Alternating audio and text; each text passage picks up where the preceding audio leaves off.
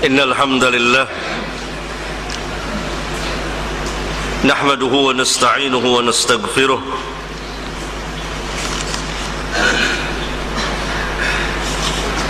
ونعوذ بالله من شرور أنفسنا ومن سيئات أعمالنا من يهده الله فلا مضل له ومن يضلل فلا هادي له وأشهد أن لا إله إلا الله وحده لا شريك له وأشهد أن محمدا عبده ورسوله أما بعد فإن أصدق الحديث كتاب الله وأحسن الحدي حدي محمد صلى الله عليه وسلم وشر الأمور محدثاتها وكل محدثات بدعة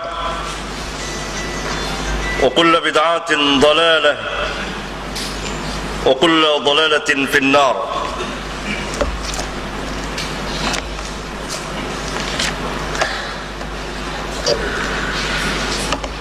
Saudara-saudara yang saya muliakan, para asatidzah, para tullabul ilm,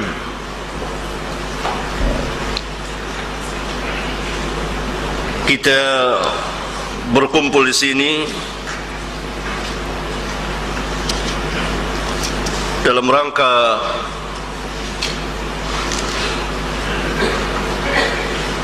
membahas permasalahan yang sangat ilmiah dan merupakan salah satu asas dalam Islam. Bahkan kita berbicara mengenai dasar hukum Islam yang kedua, as-sunnah, al-hadis, yang merupakan wahyu dari Rabbul Alamin. Wa ma yantiqu 'anil hawa in huwa illa wahyu yuha. Wahyu yang terjaga, terpelihara sebagaimana wahyu Al-Quran. Inna nahnu nazzalna adh-dhikra wa inna lahu lahafidhun. Wahyu yang menjelaskan wahyu Al-Quran. Wa anzalna ilayka adh-dhikra litubayyana lin-nas ma nuzila ilayhim wa la'allahum yatafakkarun. Dan kami turunkan kepadamu Al-Quran agar supaya engkau memberikan penjelasan kepada manusia apa yang diturunkan kepada mereka dari Rabb mereka. Rasulullah sallallahu alaihi wasallam pernah bersabda dalam sebuah hadis sahih yang dikeluarkan oleh Al-Imam Abu Daud, "Inni utitul kitab wa mithlahu ma'ahu." Sesungguhnya telah diberikan Alkitab kepadaku dan yang seperti Alkitab, yang turunnya bersama Alkitab, yaitu as-sunnah, al-hadis.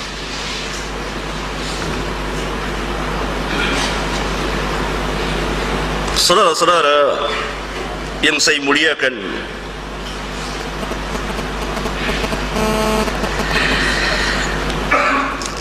di antara kekhususan umat ini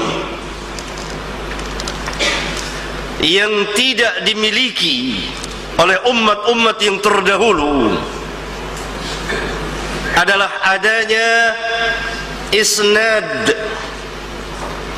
atau sanad, jalannya orang-orang yang meriwayatkan sampai kepada matan.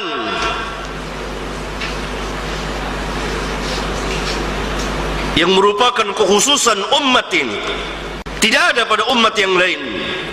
Oleh karena itu, para ulama kita yang dahulu mengatakan, di antaranya Abdullah bin Mubarak, seorang atba'ut tabi'in,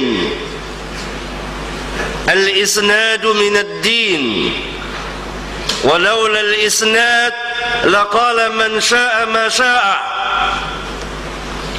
Isnad itu bagian dari agama. Kalau sekiranya tidak ada isnad, maka siapa saja dapat berbicara dan apa saja yang mau dia bicarakan, bicara seenaknya. Siapa saja akan angkat berbicara dan apa saja yang dia mau bicarakan.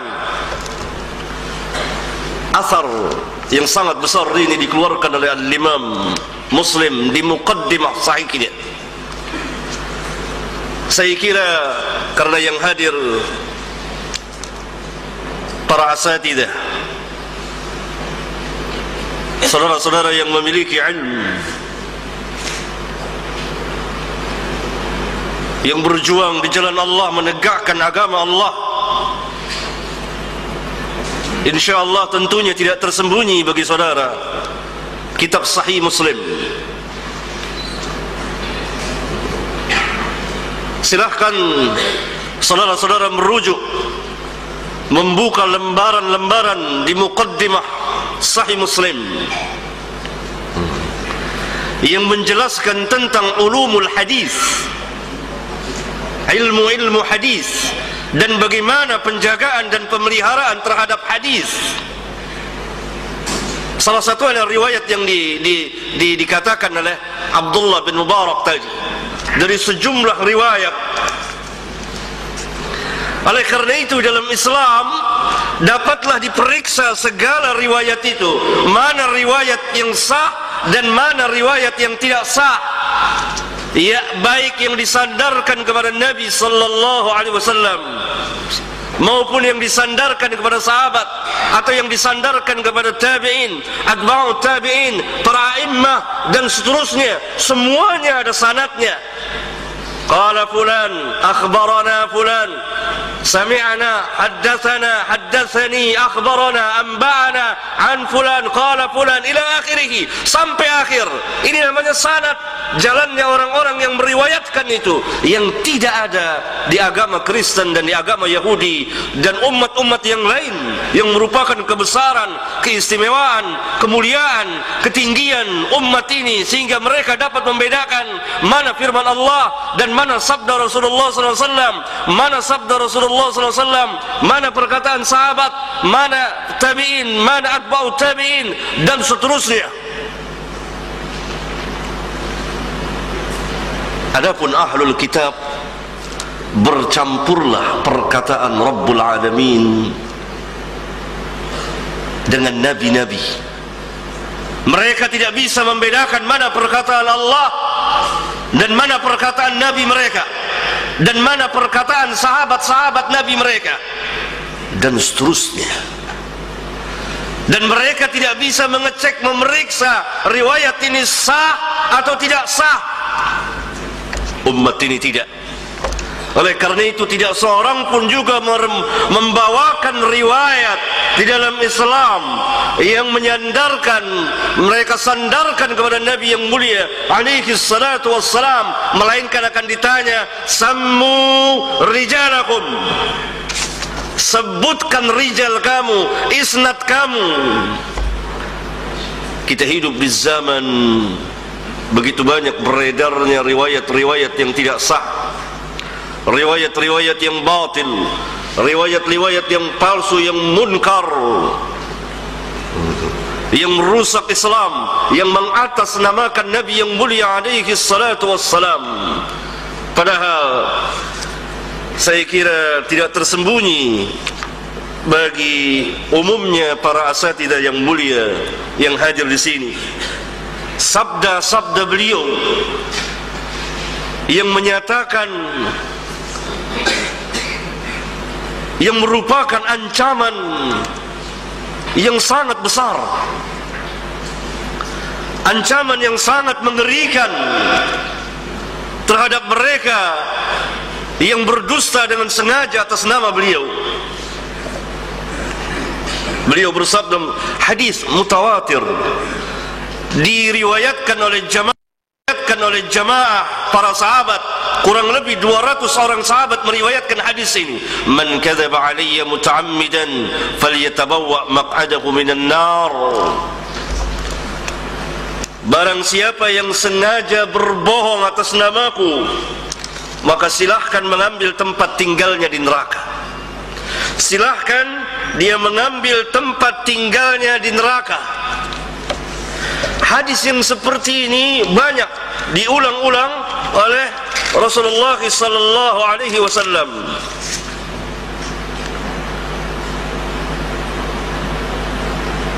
Dalam riwayat yang lain, man taqawwala alayya ma lam aqul falyatabawwa maq'adahu minan nar. Barang siapa yang membuat-buat mengada-ngadakan perkataan atas namaku yang sama sekali tidak pernah aku ucapkan, maka hendaklah dia mengambil tempat tinggalnya di neraka. Hadis yang lain yang semakna dengannya, man yaqul alayya ma lam aqul falyatabawwa maq'adahu minan nar. Hadis yang lain, an Anas bin Malik annahu qala إنه ليمنعني أن أحدثكم حديثا كثيرا أن رسول الله صلى الله عليه وسلم قال من تعمد علي كذبا فليتبوأ مقعده من النار. Dari Anas bin Malik, ia berkata, sesungguhnya yang menghalangiku, mencegahku untuk menceritakan atau meriwayatkan hadis-hadis yang banyak dari Rasulullah SAW kepada kamu, ialah karena Rasulullah SAW telah bersabda, man ta'ammada alayya kadhiban falyatabawwa maq'adahu minan nar. Barang siapa yang sengaja berdusta atas namaku, maka hendaklah ia mengambil tempat tinggalnya di neraka.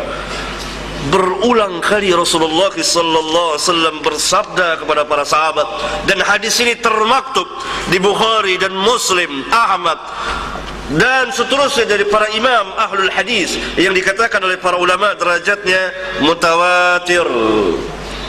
Dalam riwayat yang lain yang dikeluarkan oleh Bukhari dari jalan Abdullah bin Amr bin As, qala anna an-nabiyya sallallahu alaihi wasallam قال بلغوا عني ولو آية وحدثوا عن بني إسرائيل ولا حرج ومن كذب علي متعمدا فليتبوأ مقعده من النار.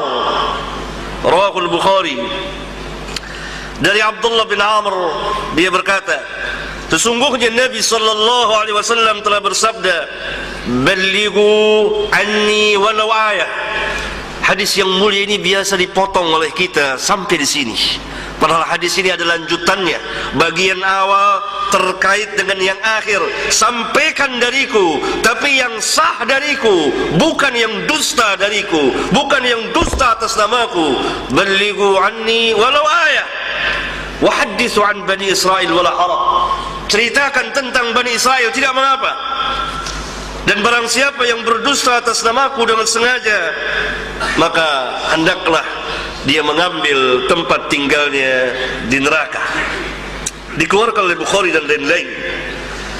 Hadis yang lain dari jalan Mughirah bin Syu'bah radhiyallahu anhu qala, sami'tu an-nabiy sallallahu alaihi wasallam yaqul, inna kadhiban 'alayya laysa ka kadhibin 'ala ahadin. فمن كذب علي متعمدا فليتبوأ مقعده من النار. Dari Mughirah radhiyallahu anhu, dia berkata, saya pernah mendengar Nabi sallallahu alaihi wasallam bersabda, sesungguhnya berdusta atasku tidak sama dengan berdusta kepada orang lain. Maka barang siapa yang berdusta atas namaku dengan sengaja, maka hendaklah dia mengambil tempat tinggalnya di neraka. Hadis dikeluarkan oleh Al-Imam Al-Bukhari dan Muslim dan lain-lain. Demikian juga sahabat Wathilah bin Asqa' meriwayatkan sebuah hadis yang sangat besar, inna min a'zamil fira' ay yadda'i ar-rajulu ila ghairi abihi aw yuri 'aynahu ma lam tara أو يري عينيه في المنام ما لم تريا أو يقول على رسول الله صلى الله عليه وسلم ما لم يقل. رواه البخاري وأحمد. Dalam hadis yang lain yang dikeluarkan oleh Al-Imam Ahmad dari jalan Abdullah bin Umar Dia berkata, Rasulullah sallallahu alaihi wasallam telah bersabda, "Innal ladzi yakdzibu alayya yubna lahu baitun finnar." Sesungguhnya orang yang berbohong atas namaku akan dibangunkan sebuah rumah nanti di neraka. Wal'iyadu billah. Dan sejumlah hadis yang semakna dengan ini, yang memberikan ancaman yang sangat besar, ancaman yang sangat mengerikan kepada mereka yang menyandarkan atas nama Nabi yang mulia sallallahu alaihi wasallam secara dusta. Kalau dikatakan bahwa sekarang tidak ada orang yang berdusta atas nama Nabi sallallahu alaihi wasallam membuat hadis-hadis palsu, walaupun tidak menutup kemungkinan. Nanti akan saya buktikan kepada saudara bagaimana hadis palsu dipalsukan di Indonesia ini.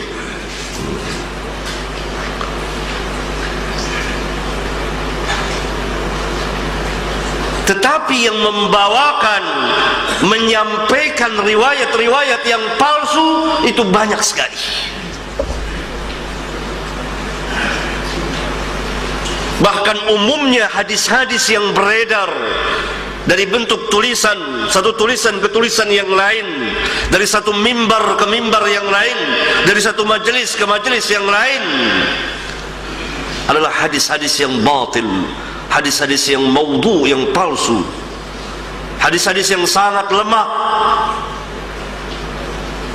Hal ini saya katakan bukan tanpa pemeriksaan dan penelitian, karena saya pernah memeriksa dan diperintah oleh salah satu lembaga pada tahun 85 sampai 87 untuk mengecek hadis-hadis yang beredar di Indonesia yang biasa dibawakan baik dalam bentuk tulisan maupun lisan. Dan saya catat, saya kumpulkan dan saya serahkan, dan hampir rata-rata hadis-hadis yang palsu. Hampir rata-rata mereka tidak mengetahui dari mana asal usulnya. Hampir rata-rata tidak membawakan siapa perawinya. Sehingga seringkali apabila seorang itu naik mimbar lalu membawakan hadis, setelah turun saya tanya, "Pak Ustadz, dari mana riwayat ini?" Dia tidak tahu. Saya dengar begini. Ini atas nama Nabi yang mulia sallallahu alaihi wasallam.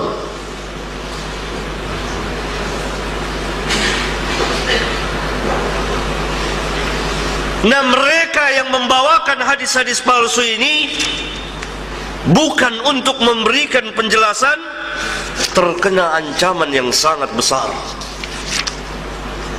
Itu sabda Rasulullah sallallahu alaihi wasallam yang dikeluarkan oleh Imam Muslim dan lain-lain dari jalan beberapa orang sahabat. Beliau pernah bersabda, "Man haddatsa anni wa fi riwayatin man rawa anni bi haditsin yura wa fi labdin yara annahu kadhibun fa huwa ahadul kadhibin wa fi labdin al-kadhibain."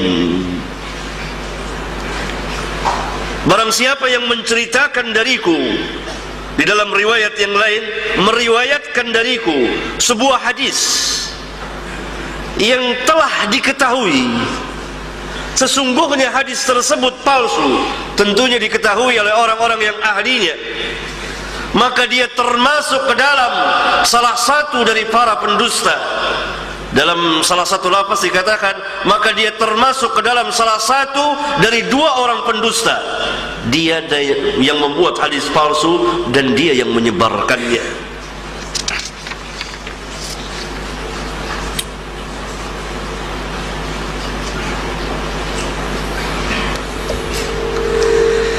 Al-Imam Ibn Hibban rahimahullah ta'ala di kitabnya Al-Majruhin Ad-Du'afa yang menjelaskan rawi-rawi yang dhaif, dia mengatakan yang maknanya seperti ini.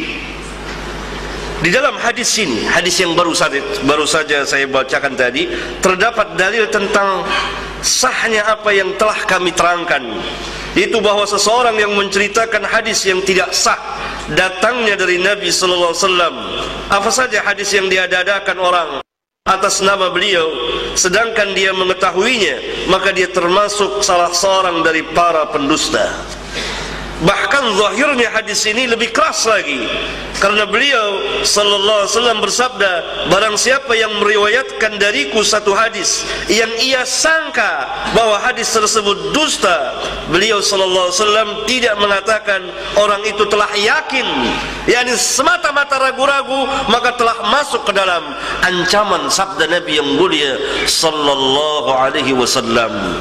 Karena dia tidak memulangkan kepada ahlinya, dia tidak memeriksa dan melihat lagi, dia tidak mengecek lagi, dan dia lalaikan hal yang sangat besar ini.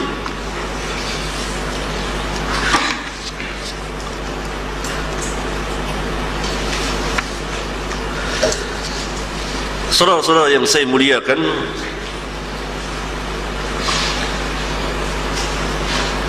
apa yang dimaksud dengan hadis yang palsu tentunya dibicarakan oleh para ulama di kitab-kitab mustalahul hadis. Hadis yang dipalsukan atas nama Nabi sallallahu alaihi wasallam adalah disandarkan orang, ya, hadis yang dibuat-buat, diadakan orang atas nama beliau dengan sengaja. Ini oleh para pendusta, dengan tidak sengaja, dari orang-orang yang jahil, yang tidak mengerti hadis,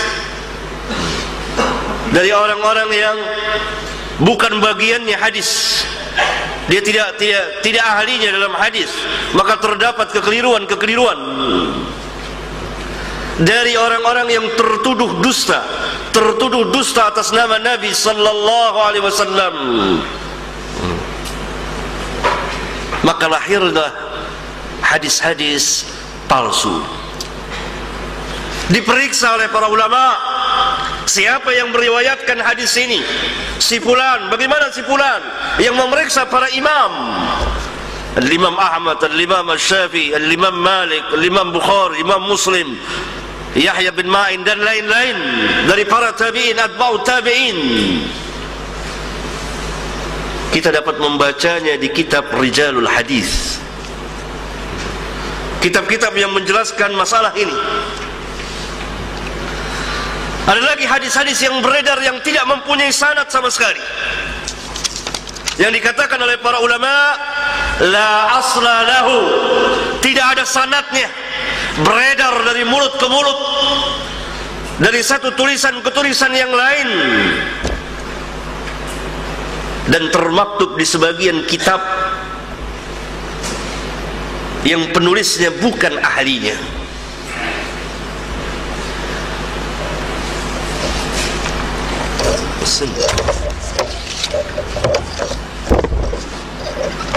Ininya kurang panjang.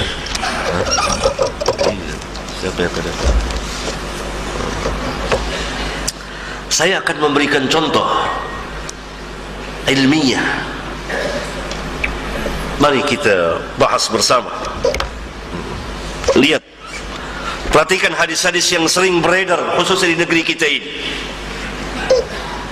Tapi hadis ini tidak ada asal usulnya, tidak mempunyai sanad sama sekali, sehingga masuk dalam kelompok hadis-hadis palsu, dusta atas nama Nabi yang mulia alaihi salatu wassalam. Yang pertama, hadis yang sangat terkenal, raja'na min al-jihad al-asghar ila al-jihad al-akbar, ay jihadun nafs. Saya kira ini sering dibawakan khususnya pada bulan Ramadan. Hadis ini tidak mempunyai asal usulnya. Dibawakan oleh Al-Ghazali, Al-Imam Al-Ghazali di kitab Ihya'nya di dua tempat.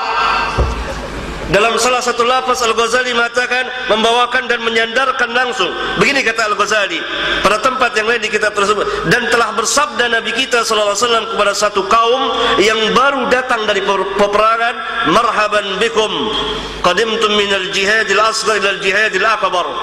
Qil ya Rasulullah wa mal jihadul akbar? Qala jihadun nafs. Ghazali tidak menyebutkan perawinya siapa. Oleh karena itu pentahriz hadis-hadis di kitab Ihya Kalau saudara membaca kitab Ihya dalam bahasa Arab, di bawahnya ada catatan kaki oleh Al-Imam Al-Iraqi, gurunya Ibnu Hajar, memberikan komen ini tidak ada asal usulnya, tidak ada asalnya. Dan Al-Imam Subki di kitabnya Tabaqat Syafi'iyah Kubra, Al-Imam Subki kita tahu beliau adalah pemuka mazhab Syafi'i, bahkan berada dalam kejumutan dalam sebagian pembahasannya, telah mengkoreksi kitab Ihya, dan beliau katakan terdapat 900 hadis lebih yang tidak ada asal usulnya di kitab Ihya. Silakan merujuk ke kitab Tabaqat Syafi'iyah Kubra yang dikarang oleh Imam Subki.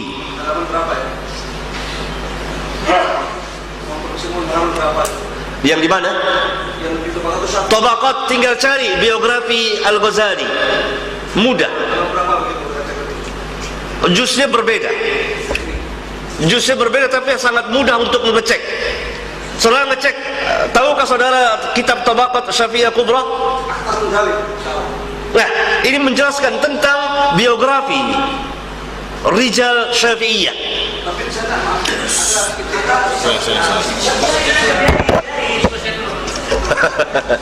Iya, hadirin sekalian, ya sebentar nanti ada kesempatan ya untuk kita bertanya jawab. Insya Allah kita berikan kesempatan dulu Ustaz untuk melanjutkan penyampaian materi.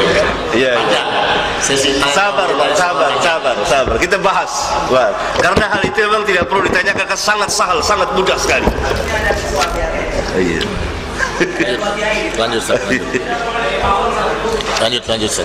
Saya lanjutkan.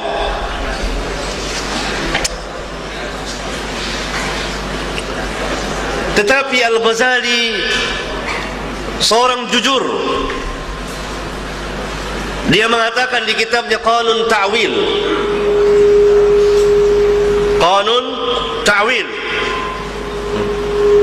apa kata beliau?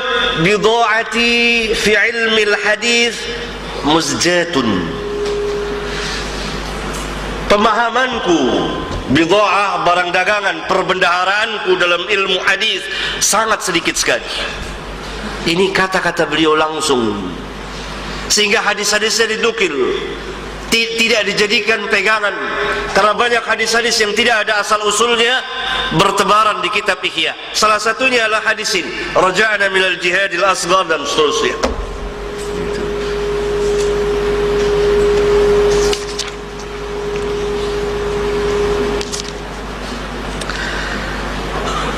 Contoh yang lain, hadis yang kedua dan ketiga yang tidak juga ada asal usulnya tapi sering dibawakan, yaitu Al-Fatihah lima quri'at lahu dan Yasin lima quri'at lahu. Surat Al-Fatihah itu tergantung niatnya untuk apa dia dibaca. Surat Yasin itu tergantung niatnya untuk apa dia dibaca. Dijelaskan oleh para ulama, di antaranya oleh Al-Imam As-Sakhawi di kitabnya Maqasidul Hasanah, bahwa hadis ini tidak mempunyai asal usul. Al-Imam As-Sakhawi saya kira ma'ruf, kitabnya Maqasidul Hasanah menjelaskan hadis-hadis yang beredar yang sangat masyhur. Sebagiannya sahih, sebagiannya hasan, sebagiannya dhaif, sebagian lagi tidak ada asal usulnya.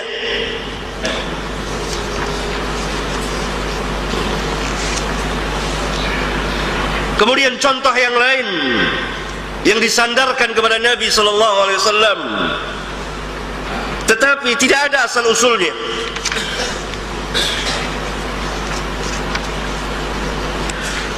Ulama'u ummati ka'anbiya'i Bani Israel. Ulama umatku seperti nabi-nabi dari Bani Israel. Hadis ini tidak mempunyai asal usul, sebagaimana dijelaskan oleh Syekh Muhammad Nasiruddin Albani rahimahullah ta'ala di kitabnya Silsilah Dhaifah.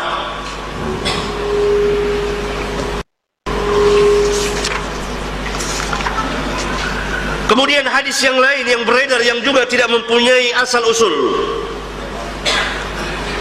dan disandarkan kepada Nabi sallallahu alaihi wasallam, man arafa nafsahu faqad arafa rabbah.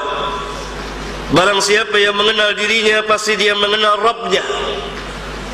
Ini sering dibawakan tetapi tidak mempunyai asal usul, yakni tidak mempunyai sanad sama sekali. Oleh karena itu Al-Imam An-Nawawi mengatakan bahawa riwayat di atas tidak sabit dan tidak sahih. Ini hanya perkataan Yahya bin Mu'adz Ar-Razi, bukan sabda Nabi sallallahu alaihi wasallam. Diterangkan oleh Al-Imam Ali Qari di kitabnya Al-Masnu' fi Ma'rifatil Hadis Mawdu'. Bahkan ada lagi hadis yang sering diulang-ulang, hubbul watan minal iman, cinta tanah air sebagian dari iman, juga tidak ada asal usulnya. Kemudian hadis ikhtilafu ummati rahmah, perselisihan umatku merupakan rahmat, tidak ada asal usulnya hadis ini. Dan Al-Imam As-Suyuti mengatakan bahwa dia tidak menemukan sanadnya sama sekali. Dan Al-Imam As-Subki mengatakan tidak ma'ruf di sisi ahli hadis, dan aku tidak mendapatkan sanadnya, baik yang sahih, dhaif maupun yang maudhu'. Dikatakan oleh Al-Imam Al-Munawi dalam mensyarahkan kitab Al-Jami' As-Saghir, yaitu Faidul Qadir,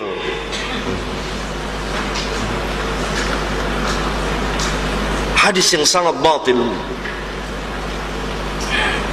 hadis yang menghancurkan persatuan umat Islam,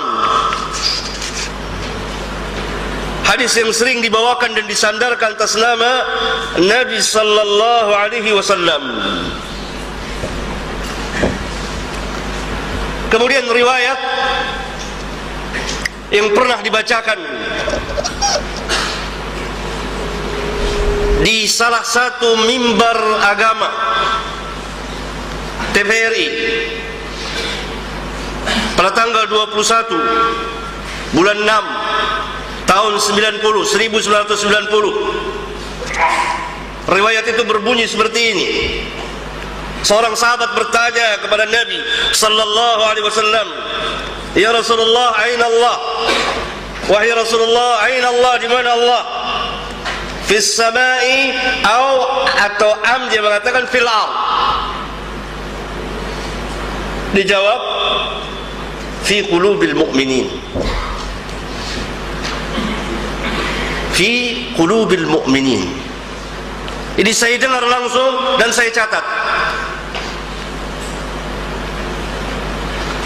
Dan hadis ini tidak mempunyai asal usul,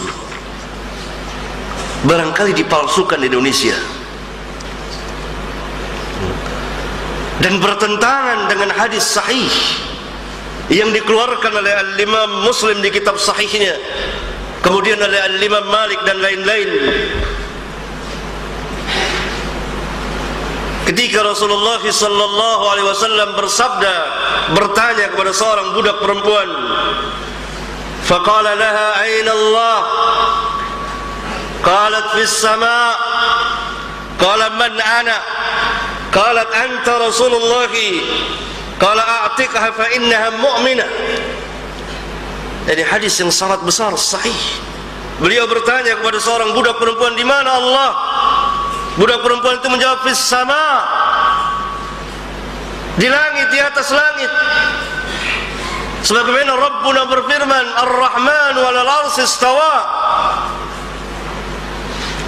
Kemudian beliau bertanya, siapa saya? Budak perempuan itu menjawab, engkau adalah Rasulullah. Maka beliau mengatakan, merdekakan dia, sesungguhnya dia seorang wanita mukminah. Kemudian hadis lain lagi yang tidak ada asal usulnya, ajjilu bis salati qabla al-fauti wa ajjilu bit taubati qabla al-maut. Disandarkan atas nama Nabi yang mulia sallallahu alaihi wasallam. Padahal para ulama, di antaranya Al-Imam As-Sadani di kitabnya Al-Mawdu'at nomor 34 mengatakan hadis ini maudhu' la asla lahu, tidak ada asal usulnya.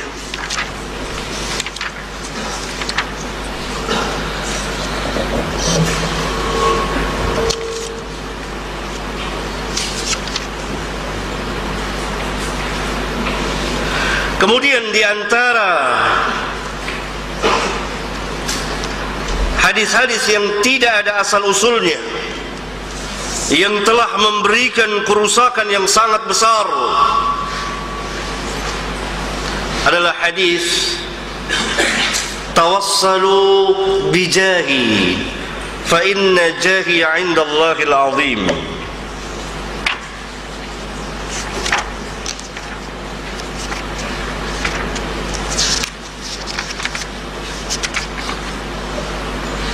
Tawassalu bijahi fa inna jahi 'inda Allahi 'azim.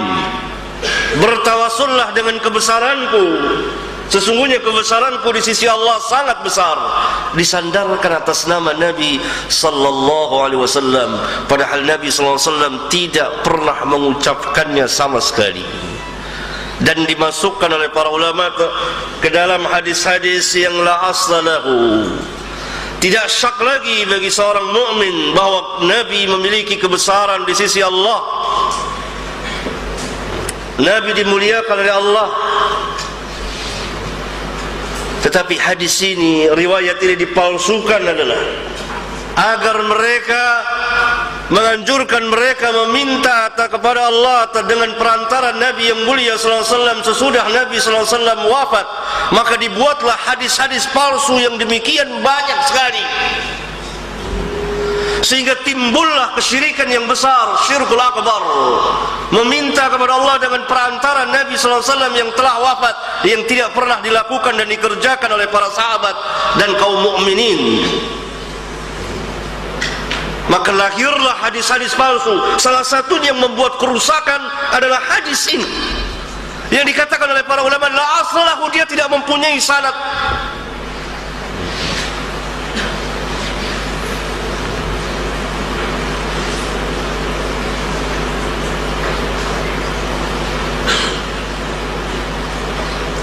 Sehingga hadis ini dijadikan dalil untuk bertawassul, bertawassul kepada orang-orang yang telah mati, kepada Nabi yang mulia alaihi salatu wassalam. Ini salah satu hadis palsunya.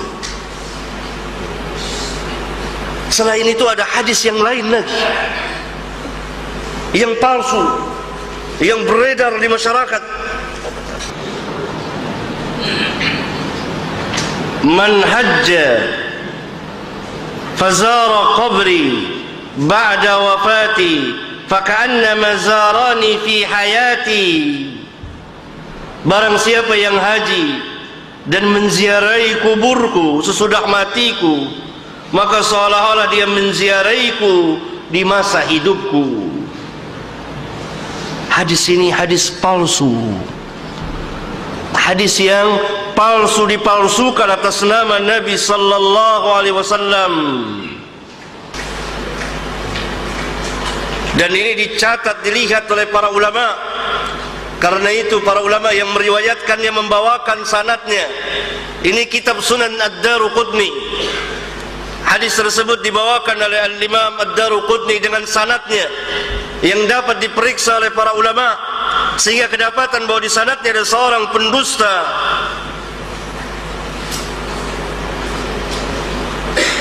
dan rawi-rawi yang dhaif. Dan hadis ini batil dikatakan oleh para ulama,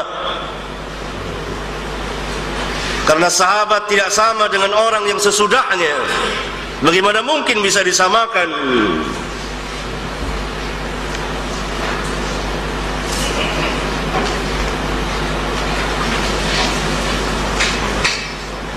Kemudian datang lagi sebuah hadis, man zara qabri wajabat lahu syafa'ati. Barang siapa yang menziarahi kuburku, maka dia berhak mendapat syafaat. Hadis ini lemah, sangat lemah, bahkan sebagian ulama mengatakan masuk dalam hadis-hadis maudhu, hadis-hadis yang tidak sah datangnya dari Rasulullah sallallahu alaihi wa alihi wasallam. Hadis-hadis yang menjelaskan tentang ziarah, keutamaan menziarahi kubur beliau secara khusus, semuanya tidak ada yang sah kecuali hadis-hadis yang bersifat umum. Tidak ada seorang pun ulama yang tidak membolehkan untuk menziarahi kubur beliau, bahkan disukai. Tetapi apabila melanggar syariat, mengadakan perjalanan ziarah, langsung mengadakan safar, maka bertentangan, dan lahirlah hadis-hadis palsu ini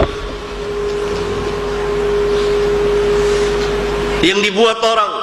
Dan di sanadnya ada orang-orang pendusta, orang-orang yang lemah, diperiksa oleh para ulama.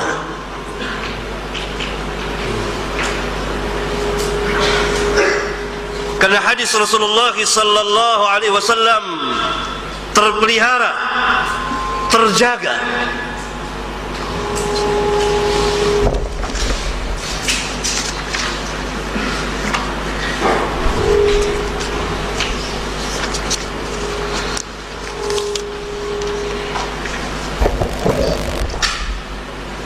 Seperti hadis yang sering dibawakan,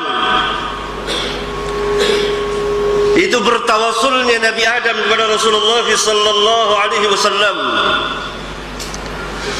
Lamma iktarafa Adam al-khati'ah, qala ya Rabbi as'aluka bihaqqi Muhammadin lima ghafarta li. فقال الله يا آدم وكيف عرفت محمدا ولم أخلقه؟ قال يا ربي لما خلقتني بيدك ونفخت في من روحك رفعت رأسي فرأيت على قوائم العرش مكتوبا لا إله إلا الله محمد رسول الله فعلمت أنك لم تضف إلى اسمك إلا أحب الخلق إليك. فقال Allah صدقت ya Adam ila akhirih. Hadis ini maudhu, palsu, diterangkan oleh para ulama karena di sanadnya ada seorang rawi. Karena ini dengan sanad, maka dengan sanad itu dapat diperiksa oleh para ulama yang ahlinya dalam masalah ini, dan telah diterangkan oleh para ulama. Sehingga tidak ada jalan bagi seseorang untuk mengatakan bahwa hadis ini sah membawakannya kecuali dia mau terima dengan redha, masuk ke dalam sabda Nabi yang mulia alaihi salatu wassalam, man kadzaba alayya muta'ammidan, atau man haddatsa anni bihaditsin yura, dan seterusnya. Saudara-saudara yang saya muliakan, demikian banyak hadis-hadis palsu yang beredar,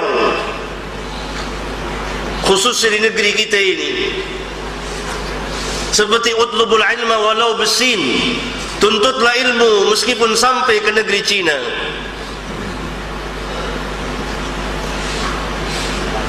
Ini hadis lemah, maka dikatakan sangat lemah dan sampai kepada derajat maudhu. Padahal ini sangat masyhur sekali dan sering dibawakan, dan pembawanya tidak tahu kalau ditanya siapa perawinya,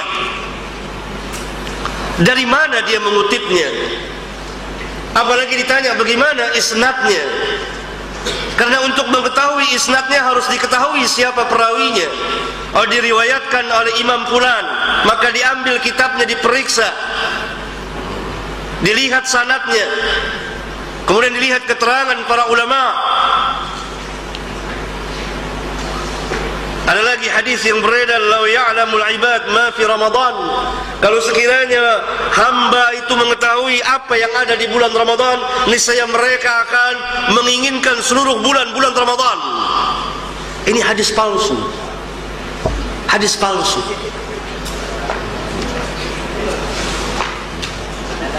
Maudhu.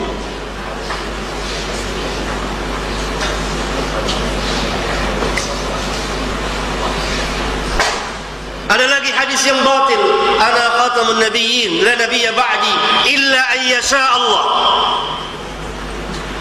Saya adalah penutup para nabi, tidak ada nabi sesudahku. Ini hadis mutawatir sampai di sini. Kemudian kaum zindiq memberikan tambahan, illa ayyasha Allah, kecuali kalau Allah mau. Tambahan illa ayyasha Allah buatan kaum zindiq. Yang mutawatir adalah la nabiyya ba'di, tidak ada nabi setelahku.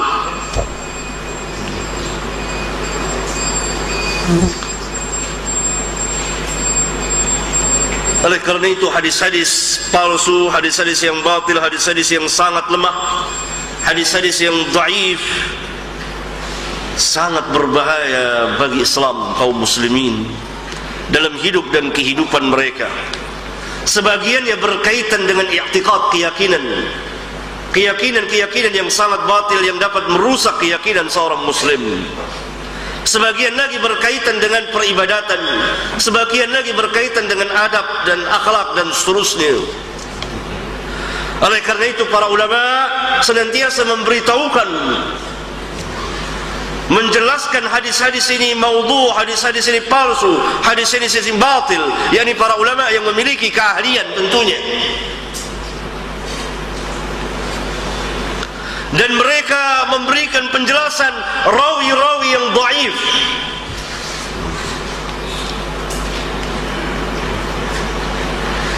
sehingga jelas dan terang, semuanya demi membela, mempertahankan, membela nama Nabi yang mulia sallallahu alaihi wasallam, membela sunnah beliau, menjaga kehormatan beliau.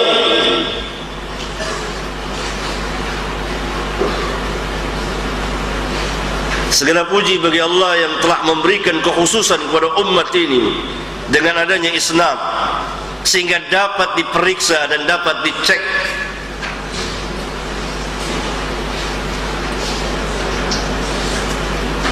Nah, kesalahan-kesalahan yang terjadi adalah pertama tadi, membawakan riwayat-riwayat yang tidak ada asal usulnya, membawakan riwayat-riwayat yang maudhu, yang palsu, membawakan riwayat-riwayat yang sangat lemah, yang batil.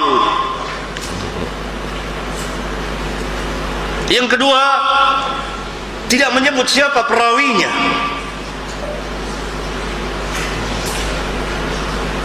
Ada riwayat yang beredar yang kita tidak tahu, perlu dicek, perlu dilihat, perlu diperiksa. Yang ketiga, tidak memulangkan kepada kitab aslinya, asalnya, dan tidak memulangkan kepada ahlinya untuk diperiksa.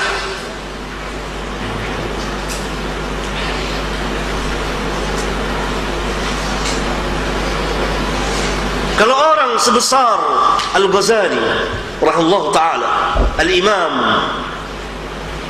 mengakui dengan kejujurannya bahwa dia bukan ahlul hadis, bagaimana dengan orang-orang yang di bawahnya? Bid'ati fi ilmi al-hadis musjatun, pemahamanku, perbendaharaan ilmiahku dalam ilmu hadis sangat sedikit sekali.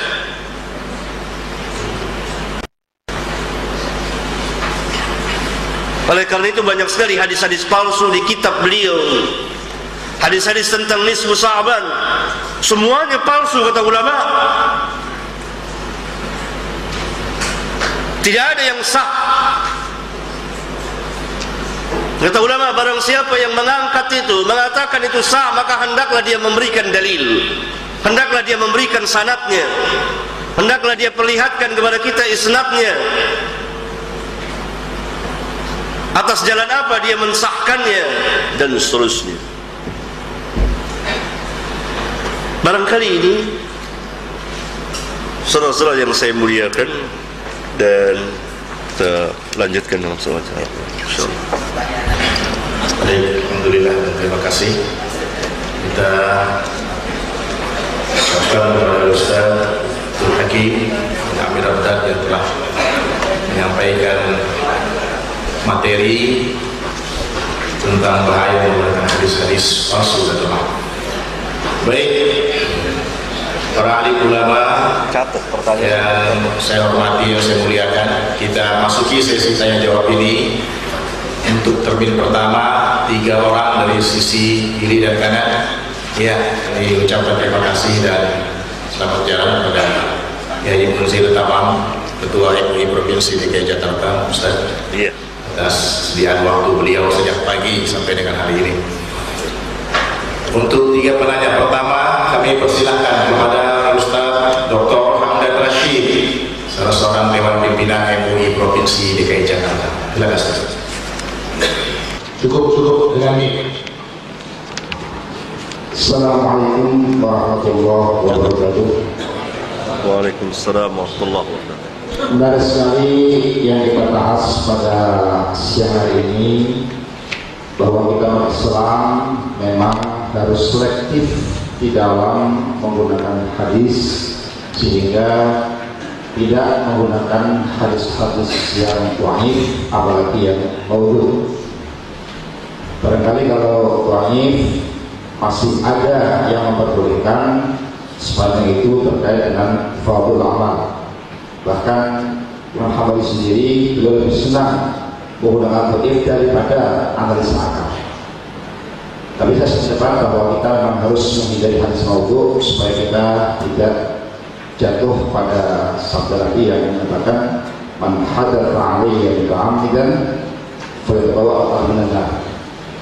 Dalam kaitan dengan masalah kriteria ini, memang kita melihat dalam ulumul hadis itu kan bermacam-macam. Membuat kriteria hadis yang sahih, hasan dan dhaif. Bahkan nanti dalam bidang akal sendiri, Imam Hanafi hanya menerima hadis yang mutawatir minimal masyhur. Kemudian nanti di kalangan Syiah itu akan berbeda juga, yang diterima hanya riwayat-riwayat dari Ahlul Bait dan seterusnya. Maka melihat adanya perbedaan-perbedaan di dalam membuat kriteria ini, memang perlu kita gunakan standar yang bisa kita terima sebabnya. Kemudian dalam beberapa hadis yang disampaikan tadi, yang disinyalir merupakan hadis yang maudhu, termasuk dalam kaitan dengan masalah ziarah makam Rasul. Sungguh pun hadis itu dinilai sebagai maudhu, tapi tidak menghalangi kita untuk berziarah, apalagi dalam kaitan dengan ziarah ke Masjid An-Nabawi. Karena juga ada hadis yang mengatakan atau syaddu rihal illa dalam masjid, di antara masjid ya. Kemudian juga kita datang ke Rasul. Ini pun juga kalau kita baca dalam surat An-Nisa ayat 64, Allah berfirman, walau annahum idh zalamu anfusahum ja'uka fastaghfirullah wastaghfir rasul wa tawwabur rahim. Walaupun mungkin berbeda tafsiran, oh itu jalan kepada Rasul masih hidup, tapi juga ada yang menafsirkan datang kepada Rasul setelah wafat pun juga mempunyai suatu fadilah. Oleh karena itu, secara prinsip saya pendapat supaya kita memisahkan mana hadis yang bisa diamalkan dan mana yang tidak. Tapi juga jangan sampai amaliyah yang sudah ada di masyarakat itu langsung kita vonis itu adalah sesat. Sebab boleh jadi ada landasan lain yang terkait dengan amal itu, yaitu dari nas Al-Quran atau mungkin dari hadis-hadis yang lain. Kemudian juga dalam masalah wasilah, kita pun juga tidak boleh memvonis bahwa satu hadis itu musyrik. Bukankah kita selalu merupakan ketika azan, di antaranya adalah kita selalu berdoa supaya kita Ali Sayyidina Muhammad wasilah, kita mohon kepada Allah subhanahu wa ta'ala wasilah. Al-Quran yang mengatakan waktu menjadi wasilah. Walaupun mungkin bisa berbeda pendapat, oh menurut saya wasilah amal soleh, silakan saja menurut Anda. Kalau menurut keyakinan yang lain, barangkali wasilah itu juga bisa kepada orang yang soleh misalnya. Itulah masalah penafsiran. Oleh karena itu, saya sependapat bahwa kita harus meninggalkan sesuatu, tapi jangan langsung memvonis bahwa amaliyah yang dilakukan oleh masyarakat itu mesti salah. Ya. Kemudian yang terakhir, kita juga perlu waspada di dalam rangka kita komitmen pada sunnah Nabi ini, karena memang ada upaya-upaya dari kelompok-kelompok orang yang tidak suka Islam untuk halul Islam itu dengan cara ibadul muslimin antiri, Antara apa itu? Pertama adalah at-tashdid fi al-ulama. Sungguh pun kita mungkin tidak dapat Al-Ghazali ada hadis yang masuk, oke, untuk itu kita singkirkan. Tapi bukan berarti semua karya Al-Ghazali itu salah untuk kita. Jangan sampai kita nanti masuk pada jerat atas syekh ulama. Yang kedua, upaya-upaya atas syekh hadis. Nanti kita daripada kita ragu-ragu pakai hadis, kita tinggalkan semua. Ini sudah berbahaya. Sebab kita tidak mungkin bisa mengamalkan Islam tanpa hadis. Pekan sendiri perintahkan kepada kita atiullah wa rasul. Bagaimana mungkin kita taat Rasul pakai hadis itu. Yang paling berbahaya lagi adalah atas syekh Quran. Sehingga muncul kelompok liberal yang meragukan pada Al-Quran. Iya. Terima kasih. Akhirnya, assalamualaikum warahmatullahi wabarakatuh. Iya. Selanjutnya mohon pertanyaan dipersingkat ya, mengingat yang lain masih. Ya. Assalamualaikum warahmatullahi wabarakatuh. Terima kasih atas waktunya. Nama saya Nur Sadiq, perwakilan dari Masjid Al-Rahman. Pertanyaan saya Ustaz, di dalam kitab Durratul Bahiyah karangan Syekh Islam Ibnu Taimiyah yang disusun oleh Syekh An-Nasyir, di situ disebutkan kesimpulannya seperti ini kira-kira. Tidak gampang menyebutkan sesuatu itu langsung mufrad. Mungkin ada kaitannya dengan pertanyaan Bapak tadi, misalnya ahli taklid, ahli bid'ah gitu. Mohon penjelasannya Ustaz, mungkin Pak Ustaz udah lebih dalam membaca atau merenungi kitab tersebut. Yang kedua, kitab apa? Coba sebutkan Ustaz. Kitab apa? Sebetulnya apa sih? Kitab apa tanya? Tanya kitab apa tadi? Durratul Bahiyah fi Taqrib wal Mazhabiyah. Karya siapa? Karya Syekh Islam Ibnu Taimiyah. Saya baca di kutipannya itu di As-Sunnah di tahun 2002, bulannya saya lupa. As-Sunnah 2002. Susunan Syekh An-Nasyir. Terus pertanyaan kedua Ustaz, tolong jelaskan sebetulnya sunnah itu yang bagaimana antara qauliyah, fi'liyah, takrifiyah. Masalahnya mungkin mengambil suatu hadis karena itu bukan suatu sabda Rasulullah, mungkin dari sahabat atau mungkin tabi'in. Walaupun itu bukan larangan, mungkin dituliskan atau bagaimana bisa menjadi landasan sebuah hukum gitu. Terima kasih Ustaz. Assalamualaikum warahmatullahi wabarakatuh. Ada hadis yang disebut hadis yang terkenal itu maulaka lama pelakul akhlak. Nah itu orang-orang yang kata maulud, tetapi juga kalau nggak salah saya asal dari itu mengatakan maulud, tapi dalam makna tidak apa-apa. Nah ini bagaimana dan juga kaitannya dengan keyakinan Nur Muhammad bagaimana? Terima kasih. Assalamualaikum warahmatullahi wabarakatuh. Iya. Yang belum. Ya.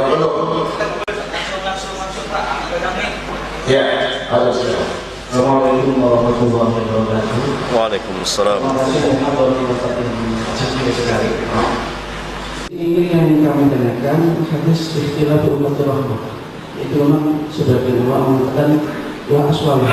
Kita saja di kitab Rahmatul Ummah ikhtilaf bil a'immah. Itu banyak sekali ulama yang tidak memberikan semangatnya juga. Rahmatul Ummah ikhtilaf bil a'immah. Jadi kita kan kalau ada ulama yang mengatakan ada yang ada di kelas kita nggak boleh baca tidak ada begitu kan? Dan begitu. Mau dicek lagi kita tersebut. Yang kedua, saya mohon profil Albani, Nasir Albani, karena dari pertama Al-Islam itu berarti si Albani itu nggak punya guru, ngajinya hadis di perpustakaan, asalnya tukang jalan, begitu. Jadi ada sebagian kitabnya Albani itu dikritik sama ahli hadis juga, begitu. Contohnya Hasan Shazali di pertanyaan untuknya mensalahkan Syekh Albani 1.500 kesalahan. Bisa cek kok seperti itu. Kemudian Al-Hafidz Al-Humani juga mungkin juga banyak yang salah di kitab Albani itu. Di kitab Al-Hafidz Asy-Syaikh Al-Albani Ma'ruf bil Alam itu coba menyalahkan beberapa hadisnya Albani. Mohon jelaskan siapa Prophet Albani, gurunya siapa beliau, dan kepada siapa sanad hadisnya begitu. Terima kasih. Assalamualaikum warahmatullahi wabarakatuh. Alhamdulillah, hamdan katsiran tayyiban mubarakan fihi kama yuhibbu rabbuna wa yarda. وصلى الله وسلم وبارك على النبي الكريم وعلى آله وأصحابه ومن تبعهم بإحسان إلى يوم الدين. أما بعد، saudara-saudara yang mulia,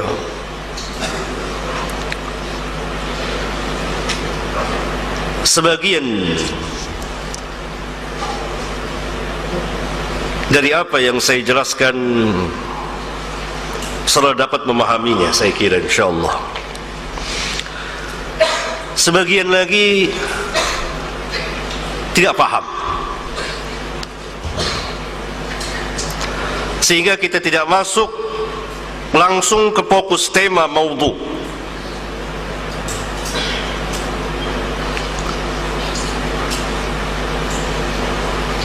Pertanyaan yang masuk masalah hadis dhaif yang pertama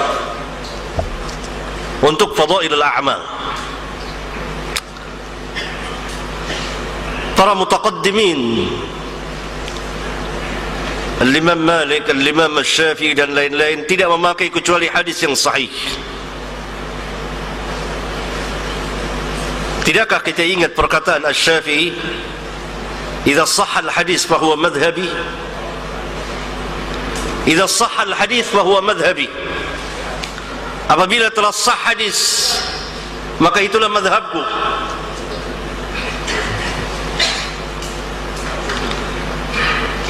Yani tidak menjadi madhab beliau hadis-hadis yang dhaif, apalagi maudhu. Imam Syafi'i. Dan apa saja yang tidak ada syariatnya kemudian dianggap baik oleh manusia, maka beliau katakan orang itu telah membuat syariat baru. Perkataan beliau yang sangat terkenal sekali, "Man istahsana faqad syara'a." Barang siapa yang menganggap baik sesuatu, maka sesungguhnya dia telah membuat agama baru, syariat baru. Sebagian kaum mutaakhirin, An-Nawawi, Al-Hafidh Ibn Hajar dan sebagian ulama membolehkan mengamalkan hadis dhaif untuk fadailul a'mal. Tidak berhenti sampai di situ, ada persyaratannya, ada persyaratannya yang telah disyaratkan oleh para ulama, yang tidak ada seorang pun sanggup memenuhinya kecuali para ulama itu atau orang-orang yang setaraf dengannya dan para ahlul hadis. Hadis tersebut pertama, syarat yang pertama khusus untuk fadailul a'mal dan targhib wa targhib, tidak untuk akidah, tidak untuk ahkam hukum dan lain-lain. Untuk mengetahui hadis ini masuk fadail, targhib dan targhib, apa ini hadis ahkam, perlu ilmu, perlu penelitian hadis yang banyak sekali. Syarat kedua, hadis tersebut tidak sangat dhaif, dhaifnya ringan. Untuk mengetahui mana dhaif berat, mana dhaif ringan, perlu ilmu, para ulama yang tahu.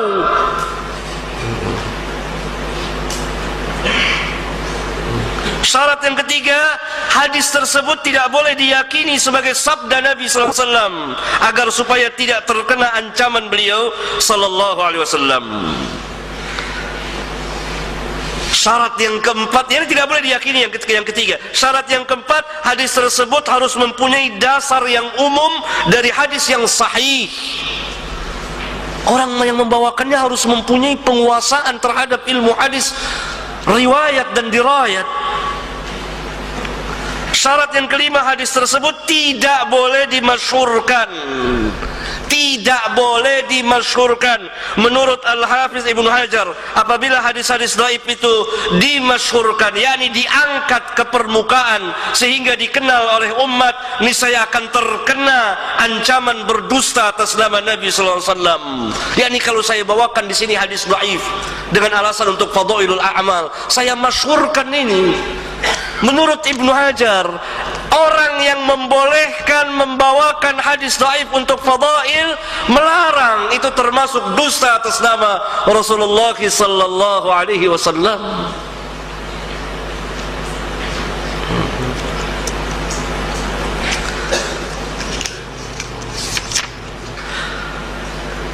Syarat yang keenam, kewajiban memberikan bayan, penjelasan bahwa hadis tersebut dhaif. Sewaktu membawakannya tidak boleh diam, karena kalau diam berarti menyembunyikan ilmu. Syarat yang ketujuh, di dalam membawakannya tidak boleh menggunakan lafaz-lafaz jazm, yaitu lafaz-lafaz yang menetapkan sesuatu, seperti dia berkata telah bersabda Rasulullah SAW, atau beliau telah mengerjakan sesuatu, atau memerintahkan, atau melarang, dan lain-lain yang menunjukkan ketetapan dan kepastian bahwa Nabi SAW telah bersabda. Ini tidak boleh. Yang boleh dengan sigat tamrid, dan ini ditegaskan oleh An-Nawawi sendiri, yang membolehkan mengamalkan hadis dhaif untuk fadail. Al-Imam An-Nawawi di muqaddimah kitabnya Syarah Al-Muhadzab, Al-Majmu' Syarah Muhadzab, di muqaddimahnya yang sangat panjang sekali. Jadi tidak boleh kita katakan telah bersabda Rasulullah SAW. Tak boleh. Jadi syarat ini tidak terpenuhi. Jadi sepenggal saja boleh mengamalkan hadis dhaif untuk fadail, titik. Padahal ada kelanjutan dari perkataan ulama.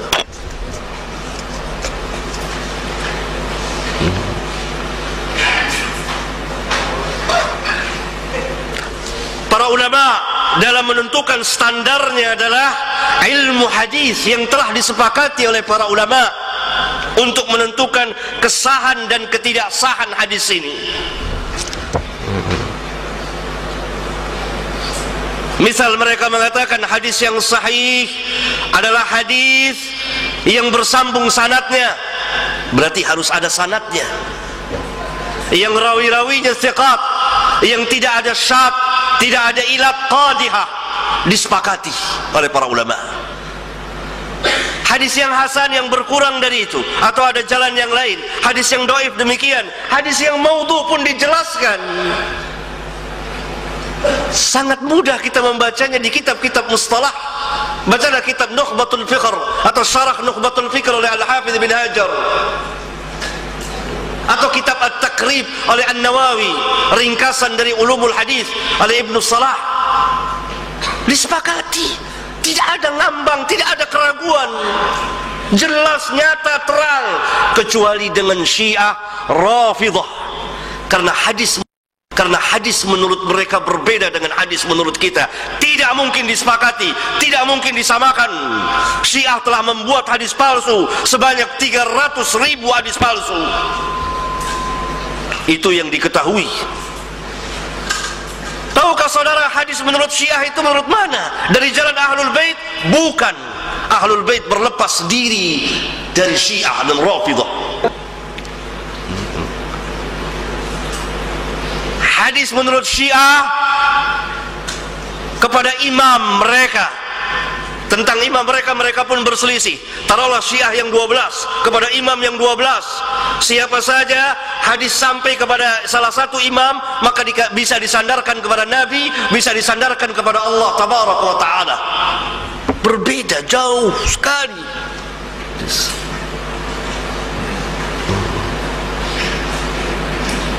Yang kedua,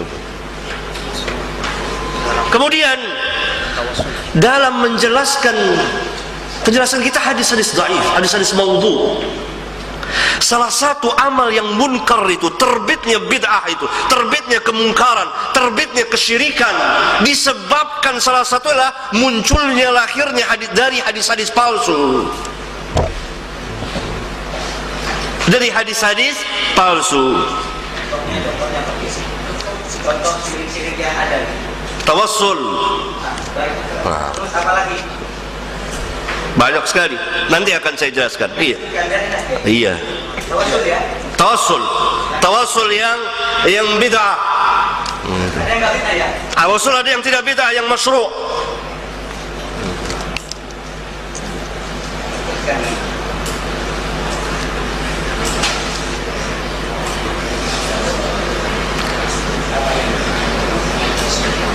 Jadi lahirlah dari hadis-hadis tersebut beberapa amal yang tidak disyariatkan. Tapi tidak berarti kalau ada amal itu disyariatkan lalu hilang amal itu, tidak sama sekali. Tapi di sini adalah untuk membersihkan nama Nabi yang mulia sallallahu alaihi wasallam. Apapun perkataan yang disandarkan kepada Nabi sallallahu alaihi wasallam maka harus dibersihkan. Ini bukan sabda Rasulullah sallallahu alaihi wasallam. Walaupun perkataan itu memang ada, tapi ini penyandaran kepada Nabi sallallahu alaihi wasallam. Ini yang harus kita pahami. Apa saja yang orang sandarkan atas nama Nabi sallallahu alaihi wasallam dan itu bukan dari Nabi sallallahu alaihi wasallam, harus kita katakan hadisnya maudhu. Tidak berarti misalnya ziarah kubur masyru', disyariatkan secara umum. Tapi hadis tadi manzara qabri ini kan disandarkan kepada Nabi sallallahu alaihi wasallam. Nabi sallallahu alaihi wasallam tidak pernah bersabda seperti ini dan hadisnya palsu. Ini yang harus kita pilahkan, kita pisahkan. Kalau tidak maka akan bercampur nanti antara yang satu dengan yang lainnya. Terus tidak mudah mengkons dengan turut juga iya. Enggak tahu, saya enggak tahu. Lain. Laulaka lima khalaqtu aflaq. Barangkali itu yang ditanyakan. Ini hadis maudhu dan sangat batil sekali. Dikatakan oleh para ulama. Dan Nur Muhammad tidak pernah ada. Di mana riwayatnya orang-orang zindik yang membuatnya?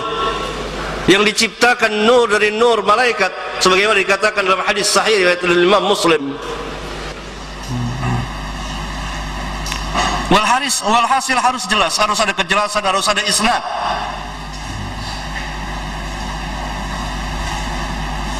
Iya. Ikhtilaf ummati rahmah. Hadisnya maudhu, hadisnya la aslahu, tidak ada asal usulnya dan ulama tidak pernah berselisih tentang itu. Maaf barangkali saudara tidak paham antara perselisihan ulama dengan hadis ini. Yang kita bahas adalah hadis ini, ikhtilafu ummati rahmah.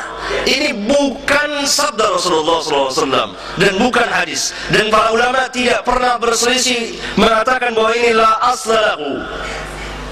Kita tersebut ya, rahmatul ummah ikhtilaf bil a'imah. Itu dua, karena 3 halaman dibahas itu masalah itu. Kemudian yang terakhir yang mengatakan asal hadis 1 halaman. Ini perlu tanya lagi, perlu tolak lagi. Tidak ada. Imma saudara salah baca, imma saudara tidak paham, imma pengarang itu. Karena Imam Subki mengatakan dengan tegas, saya tidak menemukan sanadnya. Imam Subki, Imam Ussuyuti, orang-orang yang alim dan ahli dan para ulama dari zaman ke zaman mengatakan hadis ini la aslalahu, tidak ada asal usulnya. Saudara yang harus memberikan kepada kami mana sanad hadis itu. Kita punya kitab di rumah masalahnya. Kapan kita berjumpa? Silakan.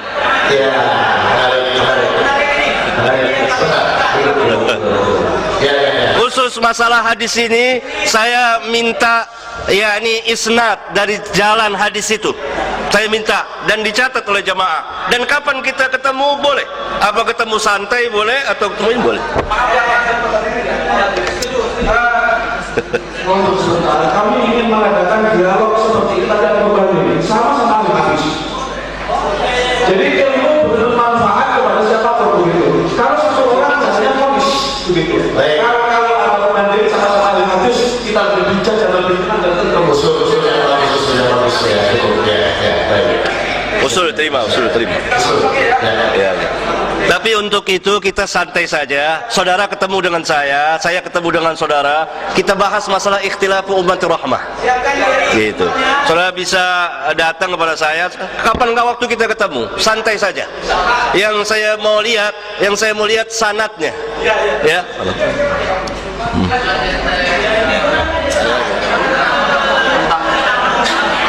Tentang profilnya Syahban kemarin mengkritisi yang tenang Pak. Kita bahas ilmu di sini Pak. Bahas ilmu ini. Begini saudara, sudah sering dulu pertemuan pertama aja. Saudara merdeka.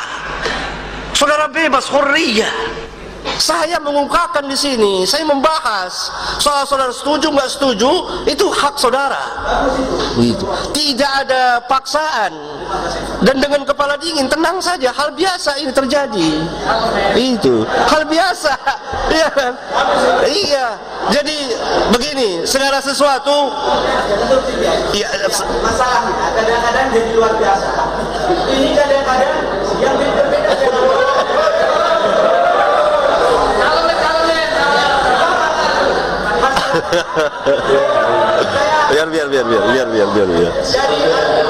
biar. Jadi masalahnya, kalau masalah ini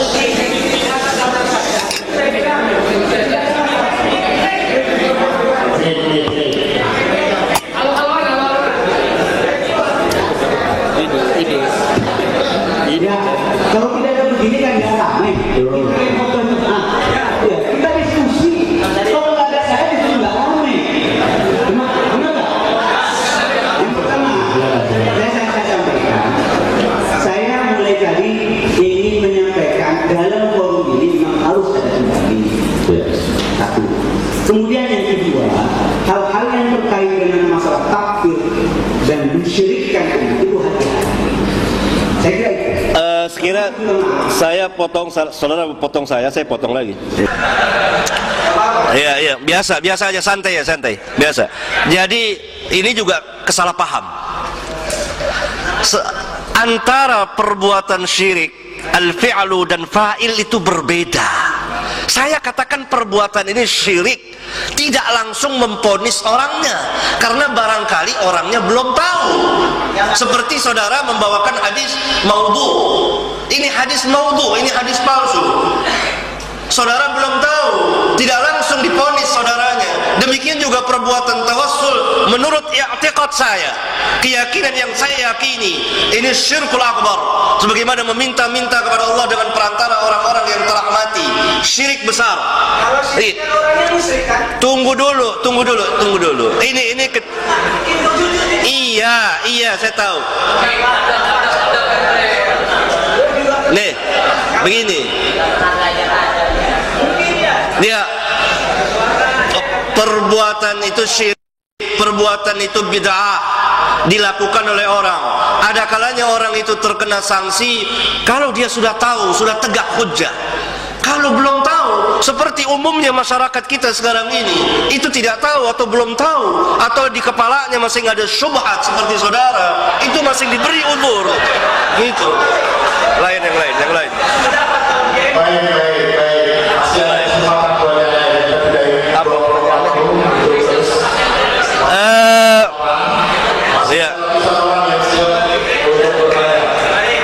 Iya.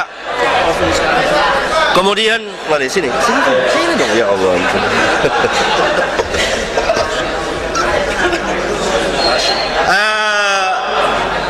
Pembicaraan mengenai Syekh Albani,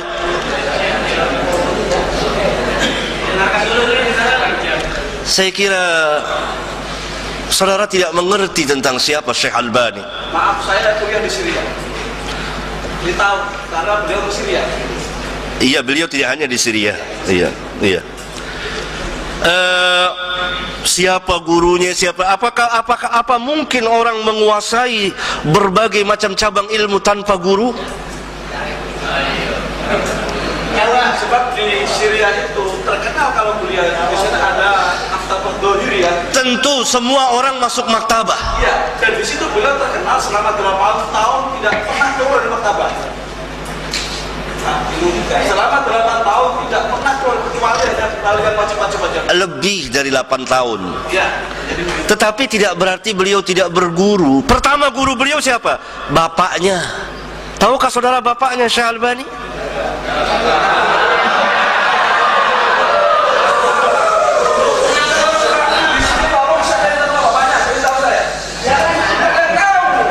Nah, saya mau jelaskan enggak? Yang lain diam, sila duduk. Saya sekarang mau jawab sekarang. Saya mau jawab apa yang saudara katakan sangat besar sekali. Saudara bertanggung jawab dunia akhirat. Mengatakan begitu terhadap Syekh Albani. Sebagaimana hadis Rasulullah SAW dalam sebuah hadis sahih, man qala fi mu'minin ma laysa minhu asqalallahu adghatal khabar. Barang siapa yang mengatakan terhadap seorang mukmin apa yang tidak ada padanya, maka Allah akan tempatkan dia di radghatal khabal. Saya akan jawab. Tenang. Tadi saudara sudah punya hak untuk bicara. Kalau kapan saya akan menjawab? Gitu. Iya kan? Itu. Saya akan memberikan jawaban. Itu.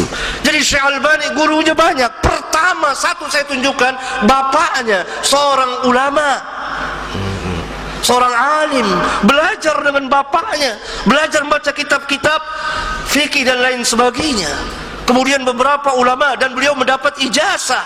Saudara baca di kitab biografi beliau, jelas nyata terang yang ditulis dan atas persaksian beliau. Jadi saya ingin membantah saudara agar saudara membaca balik. Adapun yang sakab dan lain sebagainya itu pembicaraan lain, karena mereka adalah termasuk ahlul bidah menurut ahlus sunnah wal jamaah. Saya kira nanti kita ketemu duduk berdua, terima kasih lebih panjang. Kalau enggak kasihan saudara-saudara yang lain.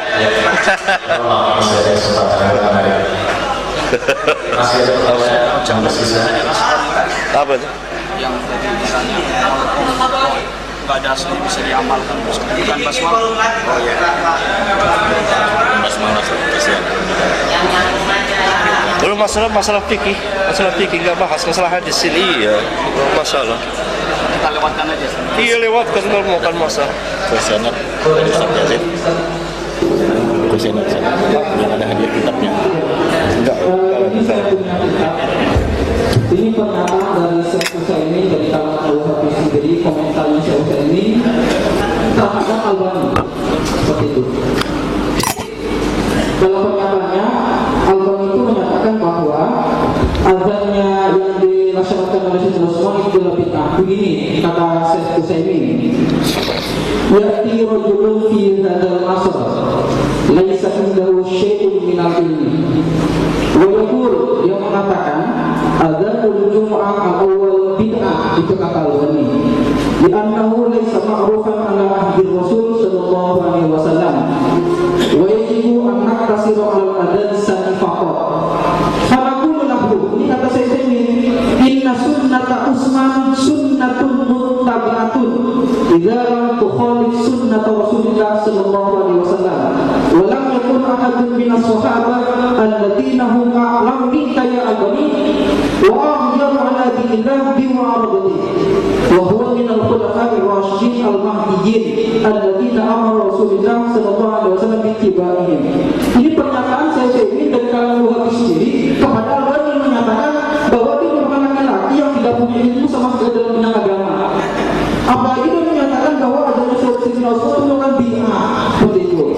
Yang kedua, Albani mengatakan Imam Bukhari ketika Imam Bukhari menafsiri kalimat wajah dalam firman Allah, kullu syai'in halikun illa wajhah ay illa mulkahu. Ini ada di kitab Sahih Bukhari.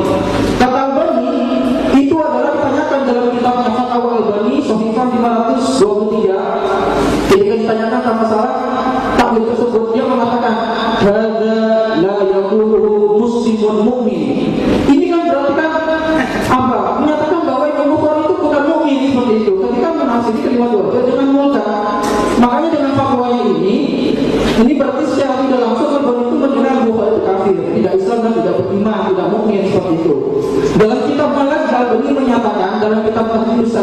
Sayyid Ikhtilatul Kubur halaman 68, Albani itu mengajak kaum muslimin agar membongkar kubbatul khadra, kubah hijau yang menaungi makam Rasulullah SAW dan mengeluarkan jasad beliau yang dalamnya, seperti itu. Gara-gara kalau seperti itu Albani dianggap ini sangat kontroversial dalam pernyataan saya sependapat dengan Ustaz yang di depan itu, bahwa Albani itu kalau ini ada prioritasnya di sini panjang sekali. Memang beliau di kalangan ulama sendiri itu masih belum dipakai sebagai ulama hadis seperti itu. Ya, terima kasih. Kitab siapa yang saudara baca? Ini kitab Al-Utsaimin Syarhul Aqidah Al-Wasithiyah Shahifah 638. Syekh Utsaimin sendiri. Enggak, kitab itu. Kitabnya. Oh, ini adalah saduran yang disadur oleh Ustaz Mahfuz Ali, Ustaz Idrus Rofi dari LBMNU Jember ketika saudara bilang tadi bahwa itu dari Syekh Utsaimin. Iya, dalam kitab itu. Dalam kitab itu saudara telah berdusta. Iya, tadi saudara katakan bahwa itu dari Syekh Utsaimin. Harusnya dikatakan begini, membongkar kebohongan buku ini karangan siapa? Bukan dari Utsaimin. Karena kita yang nangkap di sini langsung dari Utsaimin. Padahal Utsaimin tidak menunjukkan kepada Albani, tidak tertuju perkataannya kepada Syekh Albani lain. Tapi kan bisa dijelaskan rojiknya kitab ini halaman sekian. Iya. Tapi tidak disebut Syekh Albani di situ. Tidak disebut Syekh Albani di situ. Itu adalah pernyataan beliau kepada Syekh Albani. Silakan diminum. Iya. Ya, maka itu harus dilihat dulu bahwa pertama harus dari kitab ini. Saya sebut dari kitab ini halaman berapa? Tadi di sana 623 tadi. Nah, agak terakhir Ustaz. Biografi masalah imam-imam Wahabi di sana ada semua, dari Al-Wahabi dari Anam ada Syekh ini. Enggak ada. Sampai lanjutin. Enggak perlu dicek terlebih dahulu bahwa ini perkataannya ada memutar balik, dan saya akan jawab satu persatu. Ya kan? Karena yang mengarang ini adalah jelas mereka yang memusuhi sunnah. Daripada a'da'us sunnah yang memang menyerang sunnah dan ahlu sunnah. Karena itu diputar-balikan perkataan Syekh Utsaimin tidak tertuju kepada Syekh Albani, lalu dikatakan kepada Syekh Albani. Buktikan aja, Pak. Iya, memang betul. Nanti Gitu. bisa keluar. Iya.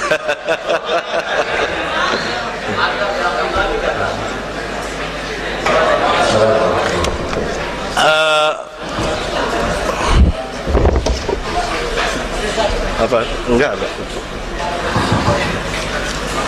Saya akan menjawab ini karena berkaitan dengan fitnahan yang bertubi-tubi yang orang fitnahkan kepada Syekh Albani rahimahullah taala yang tidak ada pada beliau.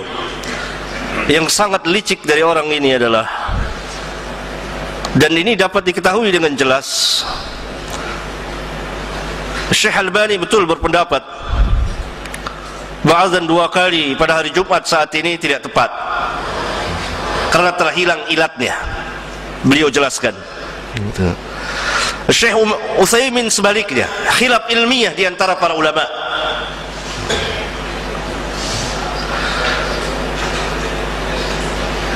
Sayangnya orang ini tidak membawakan perkataan Syekh Utsaimin yang begitu banyak yang memuji Syekh Albani. Salah satunya saya bawakan saja. Ketika Syekh Utsaimin bertakziah atas wafatnya Syekh Albani kepada istrinya, bahwa umur beliau sunnah semuanya, hidupnya dan matinya berada dalam sunnah. Itu takziah Syekh Utsaimin kepada Syekh Albani. Dan pujian-pujian yang lain banyak sekali. Jadi di sini dibawakan perkataan, betul Syekh Utsaimin mengatakan perkataan ya'ti rajulun fi hadzal 'asr Yang dimaksud bukan Syekh Albani. Kalla thumma kalla, kelicikan penulis untuk menyudutkan Syekh Albani.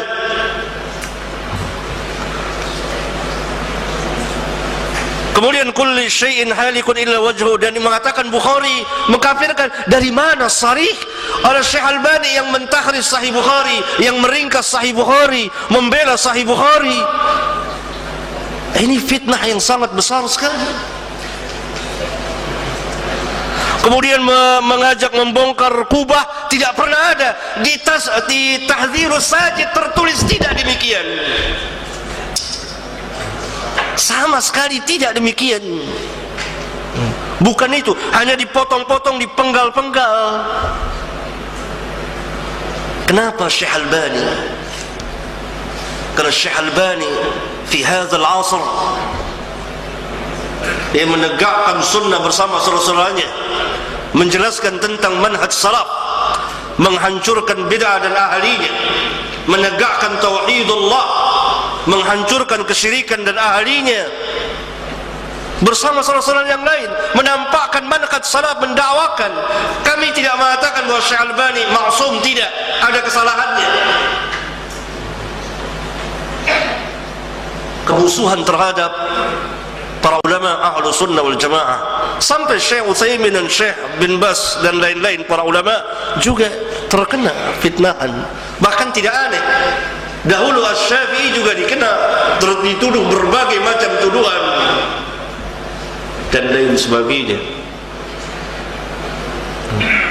Oleh karena itu kita harus adil dan periksa kitab-kitabnya langsung.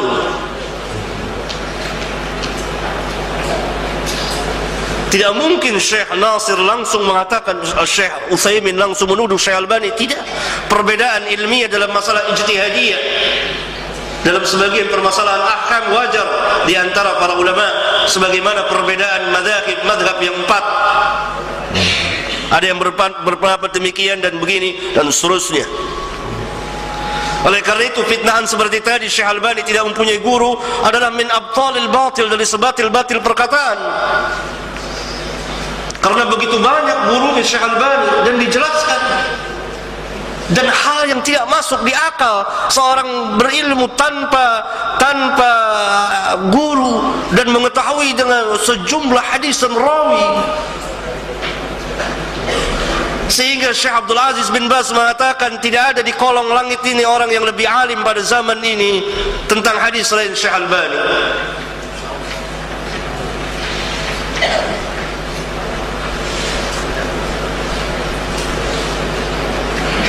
Harus ada bukti. Terus warahmatullahi wabarakatuh. Assalamualaikum Pak Ustaz.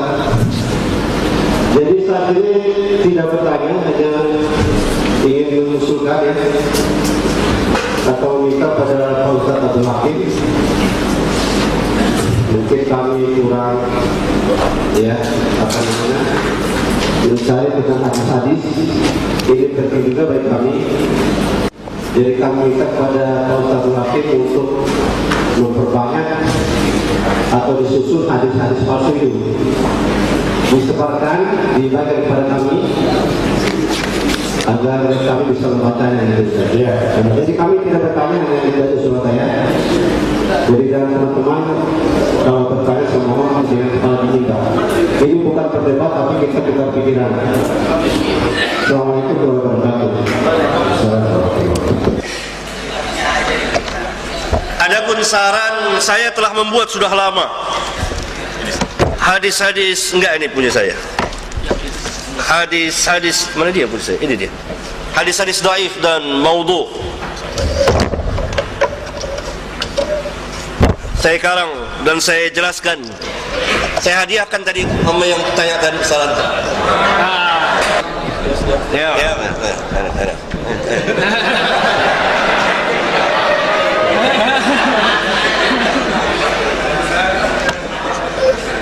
Nanti insyaallah akan terbit jilid kedua hadis-hadis dhaif dan maudhu, khususnya yang beredar di masyarakat kita, barangkali bisa bermanfaat. Kalau saya saya juga ingin membahas Syekh Albani. Tadi saya mendengar salah satu hadis yang dikatakan maut. Mari kita meneliti tentang ayat Quran yang berbunyi wabtagu ilaihil wasilah. Wasilah ditafsirkan oleh Al-Imam Syafi'i adalah siapa? Carilah wabtagu ilaihil wasilah, carilah kepada Allah wasilah. Ditafsirkan oleh Imam Syafi'i adalah sesuatu yang mendekatkan diri kepada Allah. Apapun perbuatan yang mampu mendekatkan diri kepada Allah, itu menurut Imam Syafi'i adalah wasilah. Terus orang yang berziarah kubur, orang yang bertawassul dikatakan musyrik. Takrif musyrik di dalam kitab kabar antah atau ghairah.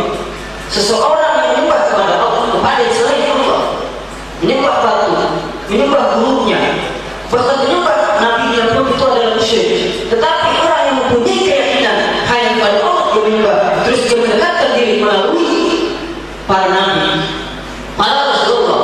Di dalam kitab kabair bab tentang musyrik itu tidak termasuk musyrik. Bahkan disyaratkan oleh kitab Jawahir, saya lupa pengarangnya, Al-Imam Basuki pula dalam kitab Ummul Baraqin sama, dan Imam Syuki satu. Imam Syuki adalah murid Imam Syafi'i, mengatakan di dalam kitab Taqiyul Qaul. Siapa ulang? Imam siapa? Imam Syuki. Imam Syuki muridnya? Imam Nawawi. Imam Syafi'i. Imam Syafi'i. Pemuka mazhab Imam Syafi'i. Imam Syuki muridnya Imam Syafi'i. Pemuka mazhab Imam Syafi'i. Ya. Bisa jadi. Lanjut. Imam Syufi'i tadi sering dibahas tentang masalah hadis. Dia mengatakan yajuzu akhdhu bi hadisin dhaifin fi fadailil a'mal. Terus Imam Syufi'i berpendapat di dalam kitab Fathul Mu'in, Imam Syufi'i yang melakukan tentang sholat qadha dan sholat fidyah, dan bisa orang yang telah ini pembahasannya kemana antum nih? Nggak saya biasa. Coba difokuskan pembahasannya jadi mudah, kemudian tepat, kemudian enak didengar. Maksud saya gini. Jadi apa tawassul? Antum mau mengadakan pembelaan tawassul syirik, itu yang dimaksud? Ya. Ya udah paham saya. Ya. Paham. Kalau itu saya sudah paham. Kedua masalah tadi maksud. Udah, cukup dulu satu dulu. Oh, iya. Cukup dulu satu dulu.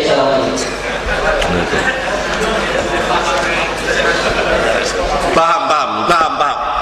Yani wabtagul al-wasilah, para ulama sepakat menerjemahkan apa al-qurb, taqarrub, mendekatkan diri kepada Allah.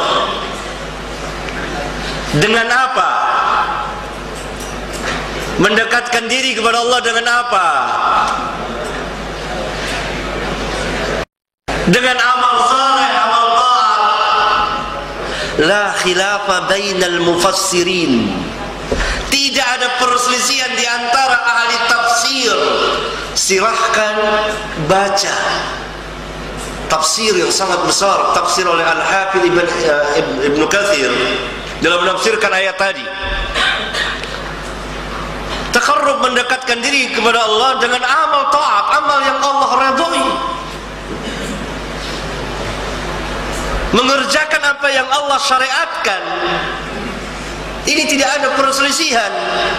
Tidak ada tafsiran para ulama menafsirkan bahwa wasilah tawassul adalah meminta kepada Allah dengan perantara Nabi, dengan perantara Syekh Abdul Qadir Jilani, dengan perantara Syekh Fulan.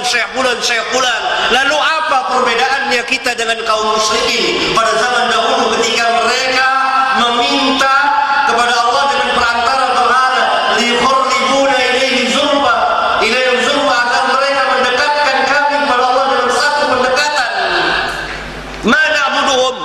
Orang-orang musyrik mengatakan kami tidak menyembah berhala itu illa liyuqarribuna ilaihi zulfa, melainkan agar supaya berhala-berhala itu mendekatkan kami kepada Allah dengan satu pendekatan. Tidak ada perbedaannya sama sekali. Oleh karena itu tidak pernah dilakukan oleh para sahabat. Adakah seorang sahabat yang mendatangi kubur Nabi sesudah beliau wafat lalu meminta kepada Allah dengan perantara Nabi yang telah mati tidak pernah dijumpai satupun riwayat. Apakah kita mau mengatakan bahwa kita lebih alim dari sahabat, kemudian tabi'in, kemudian tabi'ut tabi'in, kemudian atba'ut tabi'in, kemudian a'immatul arba'ah termasuk al-Imam Syafi'i? Pernah mereka berbuat demikian? Kalla thumma kalla. Tunggu, saya akan menjawab itu. Saudara tenang aja, katanya tenang. Tenang aja. Saya menjawab, kalau enggak selesai. Ini bukan ilmu lagi. Kasih minum. Jadi ini penafsiran yang salah, penafsiran yang keliru, penafsiran yang sesat dan menyesatkan, karena tidak pernah dilakukan oleh sahabat. Saudara silakan baca di kitab Sahih Bukhari.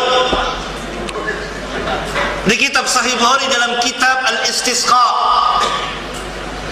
ketika terjadi musim kemarau, maka Umar bin Khattab dan kawan-kawannya para sahabat mendatangi kubur Nabi, tidak, tapi meminta kepada Abbas paman beliau agar paman Nabi sallallahu alaihi wasallam agar berdoa kepada Allah. Memohon. Tidak ada yang mendatangi kubur beliau, dan beliau mengatakan la taj'alu qabri 'aidan. Jangan kamu jadikan kuburku tempat perayaan yang didatangi pada waktu-waktu tertentu. Dan beliau tidak mau dijadikan kuburnya sebagai tempat penyembahan. Sabda beliau dalam sebuah hadis sahih yang dikeluarkan oleh Bukhari dan Muslim, la'natullah 'ala al-yahud wan nasara ittakhadhu qubur anbiya'ihim masajid.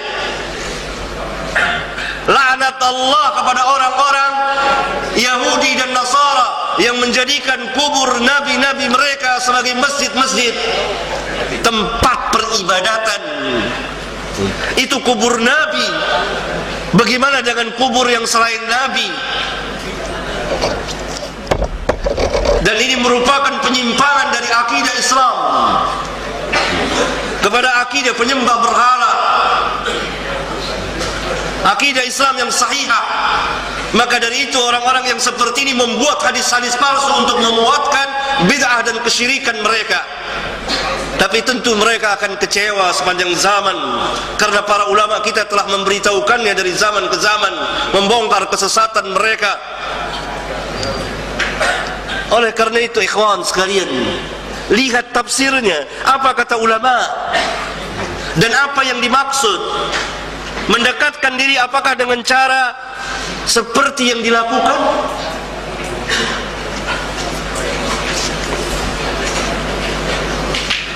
Sudah waktu.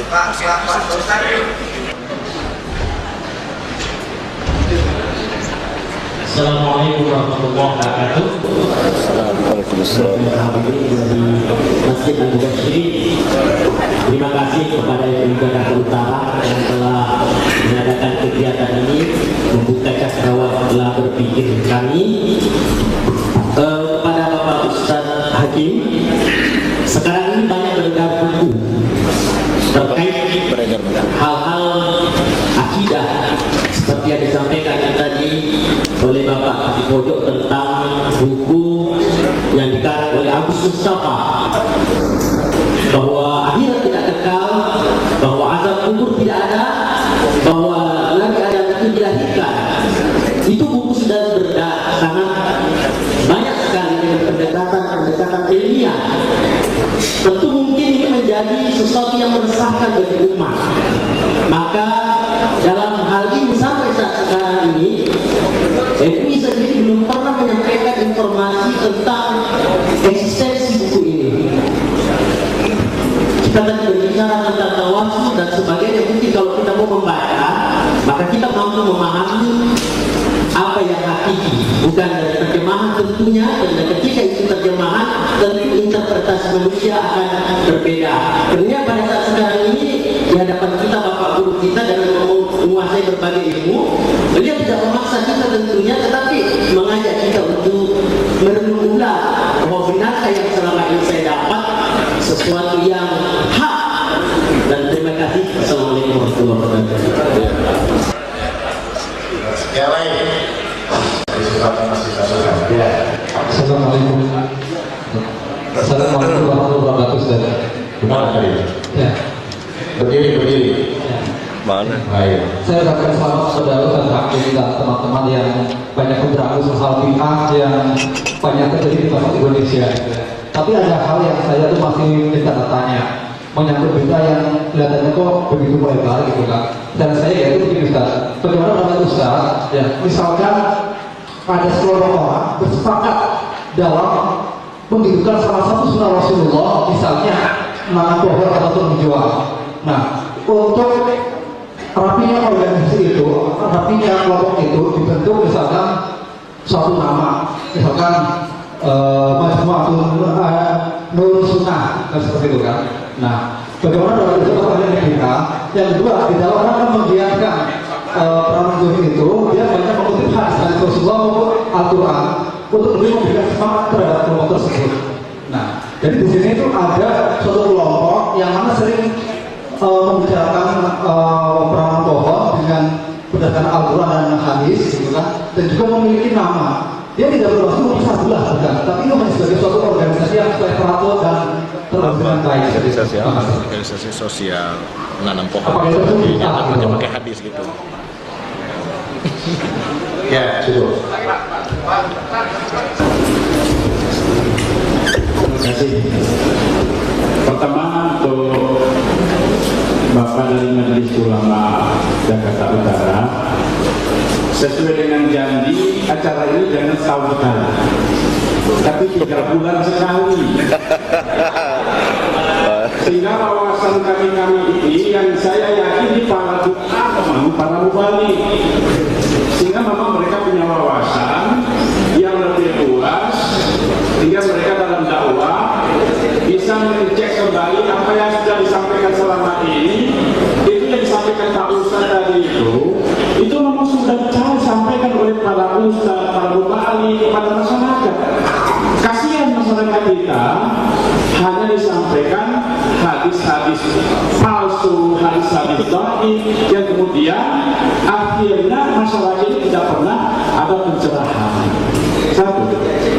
Yang kedua, saya menanggapi usul terakhir ini, saya kurang sependapat kalau ada momentum nanam pohon atau organisasi. Saya tahu yang namanya Salafi itu kan bukan organisasi, bukan organisasi, dan tidak ada pendaftaran anggota. Kalau ada pendaftaran anggota, nanti tambah lagi firqah. Di sini sudah banyak firqah-firqah yang punya aliran, yang punya misi-visi, yang macam-macam, yang sebagian menurut hemat saya bisa menggiring perpecahan, persatuan di kalangan umat Islam di Indonesia ini. Kalau dibikin lagi tanam pohon lagi, itu kita nama firqah lagi. Yang bikin kita pusing, apalagi nama firqah lagi. Punya firqah kecuali ma'ana alaihi wa ashabi. Kita ngaji di sini, yang setuju alhamdulillah langsung setuju, yang nggak setuju jangan nolak dulu, kita lagi. Kita bulan sekali, saya setuju. Terima kasih. 3 bulan. Alhamdulillah. Jadi saya ulangi bahwa saya di sini membahas, memberikan masukan, melemparkan masalah, karena saya tahu yang hadir di sini adalah para asatidzah. Kalau di hadapan masyarakat umum tentu saya tidak akan bicara seperti ini. Bahkan kan sebagiannya tadi saya tidak terjemahkan, karena tentu para asatidzah telah menguasai rata-rata bahasa Arab, sehingga saya tidak terjemahkan sebagiannya. Jadi permasalahan-permasalahan ilmiah, dan saya tidak memaksa. Saudara merdeka berpikir, punya hak untuk membantah, silakan membantah. Kalau tidak selesai, maka kita bertemu. Saya sering bertemu dengan para asatidzah, mungkin di perpustakaan yang ada kitab-kitab bahasa Arabnya, berjam-jam duduk bahas ilmiah. Kemudian masalah perpohonan tadi, kalau Di hadis-hadis sahih banyak sekali dijelaskan keutamaan menanam. Bahkan Islamlah yang pertama kali menetapkan adanya penghijauan. Saya sempat mengumpulkan sebagian hadis yang begitu banyak, tetapi tidak perlu membuat kelompok, karena penghijauan bisa dilakukan oleh masyarakat siapa saja. Dan para ustadz, para pelajar membacakan di majelis atau di khutbah Jumat tentang kebesaran, kemuliaan, ketinggian ajaran Islam, bahwa Islamlah yang pertama kali memerintahkan, menganjurkan penghijauan. Tidak perlu dibuat satu kelompok sehingga nanti akan menimbulkan kelompok. Nanti kalau mau buat lagi yang lain, bikin lagi kelompok, dan baik, hadirin sekalian yang dirahmati Allah Subhanahu wa taala. Dan juga informasi tentang beliau Ustaz Haji mumpung ingat kajian rutin beliau di Masjid Pos Kota, Masjid Al-Mubarak di Krukut, dekat pos kota, bukan Masjid Pos Kota, bukan Masjid Pos Kota, bukan, dekat belakang Pos Kota Al-Mubarak. Bagi saudara sekalian yang ingin terus dengan beliau bisa hadir di taklim beliau atau bisa berkesempatan untuk melanjutkan silaturahim dengan beliau. Tidak hanya sekedar silaturahim seperti ini yang ternyata sudah setahun sekali. Ini masukan beberapa kata Mas Ketua Umum MUI, ternyata banyak protes kenapa setahun sekali. Ini menjadi PR dan buta kata Mas. Di sini juga kebetulan hadir Ustaz Zainal Abidin dari bagian Adresmas Wali Kota Jakarta Utara di bagian pembinaan keagamaan. Mohon dicatat, luar biasa keinginan dari masyarakat dan jemaah, para ulama yang hadir Jumat dan hadir di tempat ini agar kajian-kajian ilmiah menarik seperti ini bisa diagendakan 3 bulan atau 6 bulan sekali, tidak setahun sekali. Itu upaya ini. Sebelum itu ada sedikit dari maklumat yang disampaikan. Tenang, suruh tenang. Dan mohon kepada hadirin jemaah sekalian, Jumat ya, berjemaah lagi. Kita mendengarkan sambutan dari Ketua MUI Kota Jakarta Utara di akhir acara ini.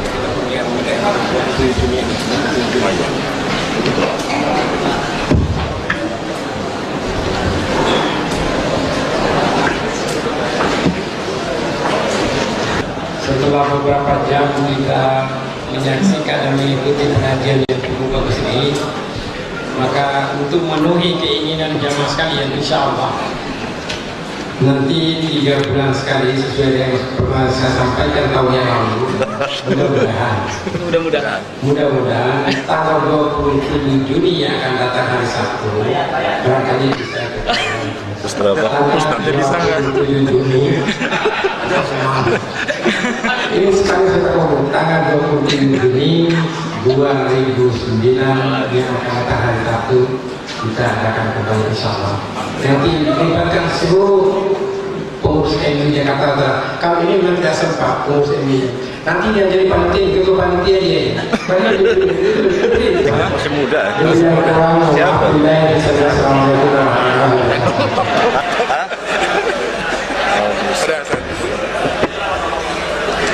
Baik, saya tutup acara kita pada hari ini dengan ucapan selamat Allah.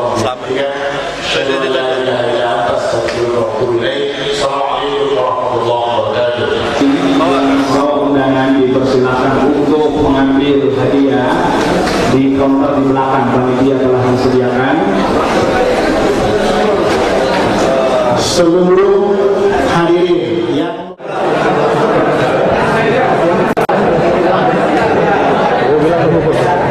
ya, hadirin sekalian dipersilakan sambil meninggalkan tempat untuk menerima hadiah dan kenang-kenangan yang masih tersisa dari panitia.